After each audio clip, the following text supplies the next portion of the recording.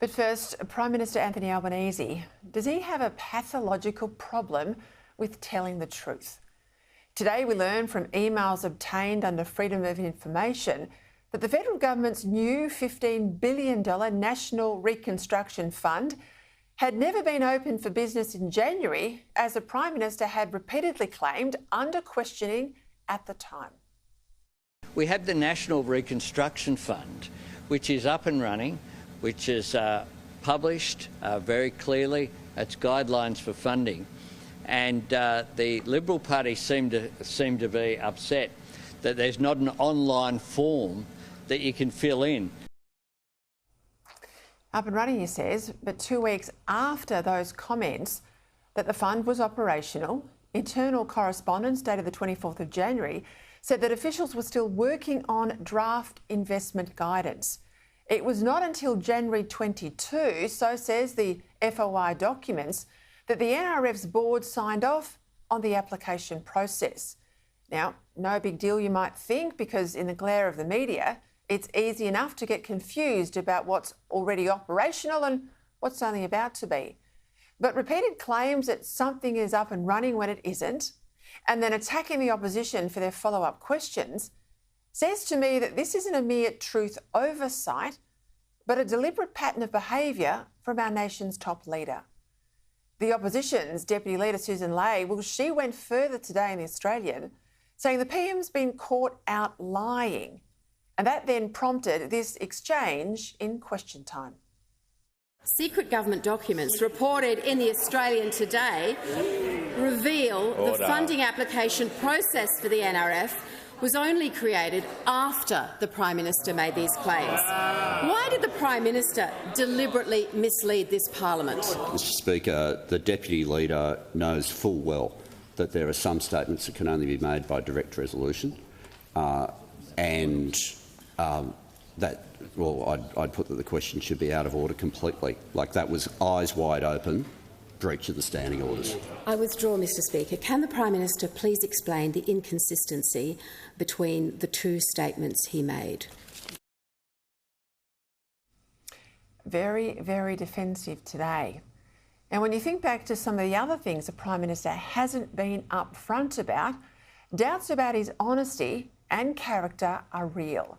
Now, obviously, there's that claim repeated over 100 times that his government would deliver a $275 per household per year cut in power prices, that the government all but abandoned yesterday. Albanese and his incompetent sidekick Chris Bowen have tried to blame the Ukraine war and its impact on energy prices for the brokered promise. But given that the war started in February and the promises kept being made, well, that doesn't stack up. Ensuring that renewables are 82% of the system, of the national energy market by 2030, will reduce energy costs by $275. Cheaper electricity bills, $275 a year off your electricity bill. Again, the war started in February. Look at those dates in May. Then there was the claim that cutting emissions by Labor's target of 42% by 2030 would deliver more than 600,000 jobs. As former Labor MP, former head of the ACTU, Jenny George, pointed out in The Australian on the weekend, the government's modelling only tallied up extra green jobs, not lost coal jobs. What's more, the PM's claim that more renewable power would cut bills, when all the experience shows that more renewables raises bills, was at the very least recklessly indifferent to the truth. Then there was the PM's constant reassurances that the government was fully committed, he said, to the Stage 3 legislated tax cuts, right up to a few days before it wasn't. In January this year, we know he was out there spruiking it hard, but we also found out only a few weeks ago that back in December, Treasury were already working up an alternative plan to dump the cuts. I can confirm that we haven't changed our position. We have no change to our plans. You promised to those Australian families the Stage 3 tax cuts will come into effect in July in full. Well, we haven't changed our position on that. The first time that Treasury looked at this was after the 11th of December, when you were tasked with the job by this Treasury Secretary. Is that right? So we are always looking at these solutions, so I can't emphatically say it was the first time. We were conscious that it was a commitment of the government to implement stage 3, but as public servants, we will look at and provide advice. Even after rumours had made it into the press, the PM kept insisting those tax cuts were safe. Here he is just a couple of days prior to the bombshell broken promise, under questioning on January 17. Well, we have no change to our plans. So they're going to happen? Well, tax cuts will happen in July, and we're the same as what we're committed to? We're committed to that. Well, we haven't changed our position on that. Okay. Public servants said they were looking back in December at changing position. Now, this is extraordinary. We know they already had taxpayer-funded ads underway. This led to one journalist openly accusing the Prime Minister of lying. Do you accept that this was a lie, and why should Australians trust that you won't lie to them again? Then, after the Chinese sonar injuries to 2 Australian sailors, the government dropped the news after the Prime Minister had boarded a plane and couldn't be contacted by the media. It was some days later before he fronted journalists again, hoping it might have all blown over, but it had not. And he was then asked if he had raised the incident with the Chinese leader. Kiev, of course, had just met with President Xi. Albanese claimed that he'd never talk about private meetings. He says, "I'd never talk about private meetings with any world leader," even though routinely he talks about the content of meetings all the time. But Anthony Albanese is not the only member of his government who's got a serious truth deficit. Other ministers seem equally truth challenged. When asked pre-election about possible workplace relation changes such as industry-wide bargaining, the Treasurer said, quote, "It's not part of our policy," even though, plainly, we've seen the legislative changes it was.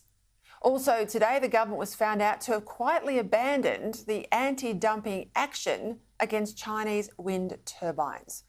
Reported with great fanfare by that mouthpiece of the Chinese communists, the Global Times, just as the Foreign Minister of China, Wang Yi, was in Canberra for bilateral meetings. I mean, what a coincidence, you might say.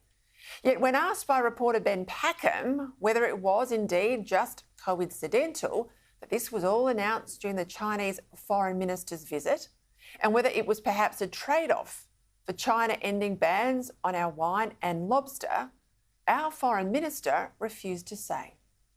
The government has now dropped its anti-dumping action against Chinese wind turbines. The Global Times says this shows Australia's distancing itself from the anti-China position of the US. Is this a quid pro quo? There's no relationship between the wine dispute and the steel disputes. Minister Husick has made has made a decision based on the apolitical and evidence-based recommendation from the Anti-Dumping Commissioner. It tells you how serious it was that was the first question in her press conference. Packham's not stupid. Anyone who thinks that Australia dropping that anti-dumping action wasn't a trade-off is dreaming. This government's always giving things away in order to curry favour with China, like the PM announcing that the government would take no action against Chinese ownership of the Port of Darwin just prior to his trip to Beijing last year. Yet again, this government refuses to admit what's obvious. It would rather tell a lie than admit the uncomfortable truth, even though it was the Prime Minister himself, the day before the election, who said this.